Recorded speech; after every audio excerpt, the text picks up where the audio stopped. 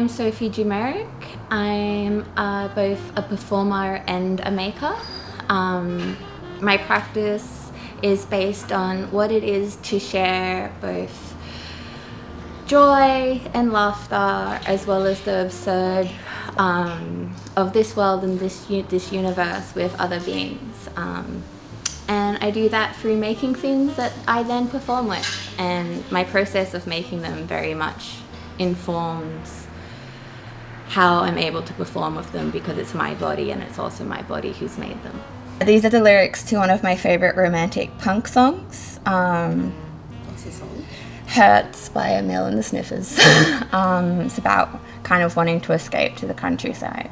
And this project is called Punk Romantic, which kind of came about conversations I was having with friends about whether the romantic painters were actually like the first punks because they turned to the landscape during the Industrial Revolution and kind of decided to like look at the unquantifiable. And this is a mixture of kind of blood, UV reactive and spit, and so it kind of degrades over time and changes on the print depending how I seal it. But you kind of can't see it all at once with by having like a wind powered, because the work is kind of all about the idea of punk, natural world and the environment, and so looking at things like wind power, and so these are wind turbines that in the bigger model will turn and they will power the jaw. I think I first heard about CAPO at art school through my lecturers, and then it kind of got built up as this kind of wonderful myth while I was watching other graduates kind of do things with them and get residencies and grants. And then my first involvement with them was last year when I got this residency with Megalo. And I recommend it highly because you don't know what it's going to lead to. Going to things builds your network. I've met other artists who I now still have connections with through CAPO events. So yeah, apply. Even if you don't get something, who knows? Who knows what it will lead to? It might lead to you meeting some interesting people. I'm excited about the gala because it's another opportunity to meet other CAPO artists. During the grant giving out ceremony, I connected with Sophie Constables, and that was a really enriching opportunity because we'd both kind of heard of and seen each other's practices beforehand without really kind of connecting the dots. So that's always kind of fun when you get to meet artists whose work you've been like following and looking up to then in person.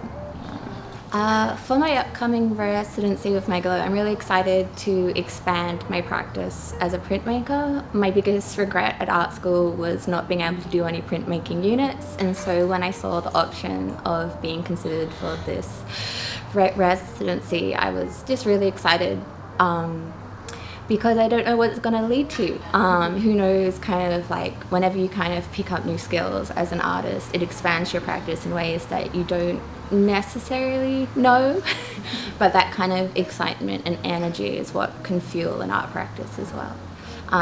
But I am very excited to expand upon prints that I exhibited last year with Canberra Contemporary, based on this work, Punk Romantic, and further looking into how image making and printmaking kind of deal with the sublime and what it is to try and share something with someone, knowing that you're never going to be able to truly capture everything all at once, and things will always kind of get lost through the cracks, but that's what makes it beautiful.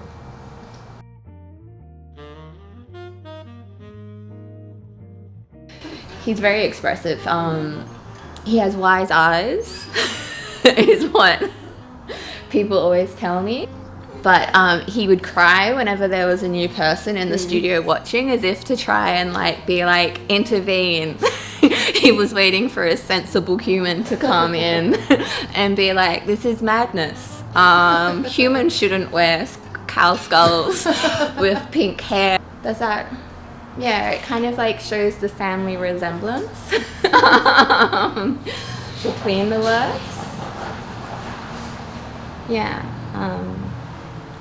And I'm excited. It was kind of inspired. Originally I wanted that skull to have like a punk hairdo, but the wind was so strong, which is kind of what's now led that I was like, well, you got to work with what you've got.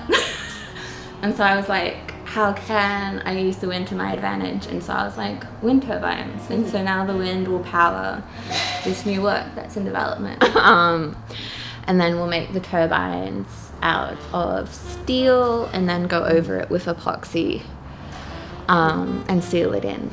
Making things wind resistant is I'm working with an engineering firm in Sydney who are being very patient and very wonderful, and I'm very grateful, but I do sometimes feel like when I hurt sold in like the burden of dreams with Fitzgerald when the engineers are like, not possible. And I'm kind of like, but it has to be. We have to find a way to make it possible. But also you want to not make sure that no one gets hurt, which is the most important thing.